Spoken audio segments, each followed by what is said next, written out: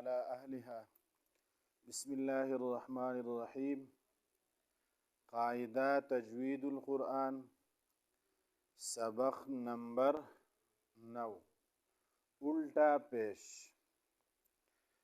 دې نښې ته الٹا پیش وایي. الٹا پیش همیشه د حرف د پاسه وي. پروت پیش هم د حرف د پاسه وي. پروت پیش سرګول وي، د الټا پیش هم سرګولي. دغه کم پروت پیش چې دی دا چې ته دغه شانې الټه کې نو هغې ته الټا پیش وایي. څوک ورته ولاړ پیش هم وایي. دا الټا پیش چې په کوم حرف باندې راشي نو په هغې کې به موږ بنیادي طور د دریو خبرو خیال ساتو. اوله خبره، دواړه شونډې به پرې راغونډو لکه څنګه چې موږ په پروت پیش کې دواړه شونډې راغونډولې. دویمه خبره، جټکه به پکې نه ورکو لکه څنګه چې په پروت پیش کې جټکه نه وه. دریمه خبره، دا به د یو الف په مقدار راکاږو. یو الف مقدار د لاس په خلاره کوله وهل یا په خلاره بندول دي. دا خبره صرف د پروت پیش نه بدله ده چې پروت پیش کې مونږ ویلیو چې راکاږو به نه، او په دې کې مونږ ویو چې دا به د یو الف په مقدار راکاږو. مفرداتو درې طریقې. اوله طریقه صرف جوړ. با الټا پیش، تا الټا پیش، ثا الټا پیش. دویمه طریقه صرف روان. جو، حو، خو، دو، ذو. دریمه طریقه جوړ او روان دواړه. را الټا پیش رو، زا الټا پیش زو، سین الټا پیش سو، شین الټا پیش شو. اصل مقصود زمونږ روان دی، آخره پورې روان. صو، بو، طو، ظو، عو، غو،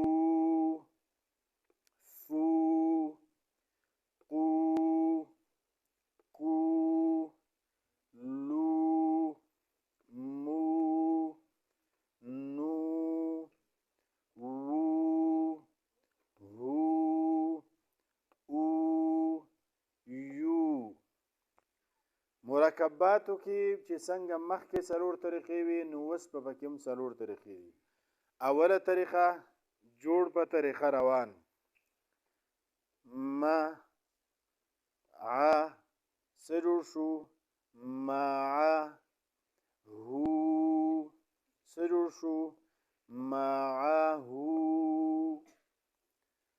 دویمه طریقه صرف جوړ. واو زبر، عین زبر څه جوړ شو؟ واعه. دال زبر څه جوړ شو؟ واعده. ها الټا پیش څه جوړ شو؟ واعده. دریمه طریقه جوړ او روان دواړه. واو زبر و، را زیر ری څه جوړ شو؟ وری. ثا زبر ث څه جوړ شو؟ وریثه. ها الټا پیش هو څه جوړ شو؟ وریثه. څلورمه طریقه صرف روان تر آخره پورې. کتابه، خلقه، فمثله، ختامه سنسمه فصاله وريه نعمه جعله. دا منگوی حرکات څو قسم دي؟ درې: زبر، زیر، پیش. بیا هر یو په دې کې په دوه قسمه دی. زبر په دوه قسمه دی: پروت زبر نه به راکاږو، ولاړ زبر یو الف په مقدار به یې راکاږو. زیر هم په دوه قسمه دی: پروت زیر نه به راکاږو، ولاړ زیر د یو الف په مقدار به یې راکاږو. پیش هم په دوه قسمه دی: پروت پیش نه به راکاږو، الټا پیش د یو الف په مقدار به یې راکاږو. د دې راښکودلو نه علاوه د دې شپږ قسمه حرکاتو د ویلو طریقه یو شان ده. یعنی پروت زبر کې به او ولاړ زبر کې به خوله آواز بیرته کېږي، جټکه به نه. پروت زیر کې به او ولاړ زیر کې به خوله آواز ښکته کېږي، جټکه به نه. پروت پیش کې به او الټا پیش کې به دواړه شونډې راغونډېږي، جټکه به نه. په دې کې دا پراته حرکات په دې دوو خبرو کې دا پراته حرکات او دا ولاړ حرکات د یو بل سره برابر دي. فرق صرف دا دی چې پراته حرکات چې څومره دي دا به د سره نه راکاږو، او ولاړ حرکات چې څومره دي دا به د یو الف په مقدار راکاږو، د الف د مقدار نه به زیاته نه راکاږو. نو که په دې طریقو کې دې دریو خبرو کې په کم حرکت کې د یوې خبرې هم خیال اونه ساتلی شو، نو هغه حرکت به غلطي. د اجرا طریقه شوه. نو پرتو حرکاتو اجرا خو مونږ کړوه چې دا حرکت به معروف ویلی شي، دا حرکت به متحرک ویلی شي، دا حرف به متحرک ویلی شي، او حرف متحرک او حرکت معروف. ولاړو حرکاتو کې داغه حرف نوم به اخلو.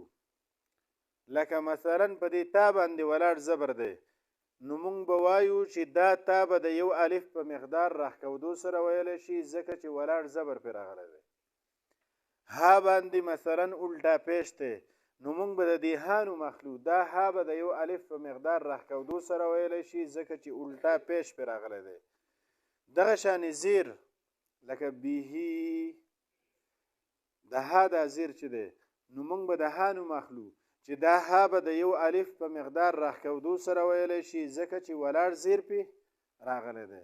نو دا د حرکاتو شپږ قسمه حرکات شو: درې پراته حرکات او درې ولاړ حرکات. په کوم حرف چې حرکت یې هغه حرف ته متحرک وایي.